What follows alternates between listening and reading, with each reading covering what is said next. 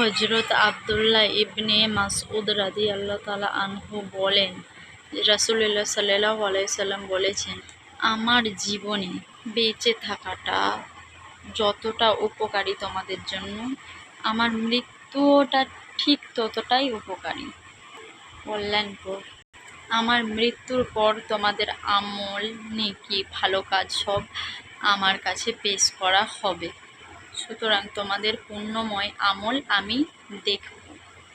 তার জন্য মহান আল্লাহ তাআলার কাছে প্রশংসা করব। আর তোমাদের খারাপ আমল দেখতে পেলে আল্লাহর দরবারে তোমাদের জন্য ক্ষমা প্রার্থনা করব। আমাদের নবীজি কতটা ভালো, কেমন মানুষ ছিল, তার বেঁচে থাকা, তার জন্ম যতটা আমাদের জন্য ভালো, যেটা আমাদেরকে উপকারী, কল্যাণকর, তার মৃত্যু, সে বলে গেছে তার মৃত্যুও নাকি আমাদের জন্য কল্যাণকর।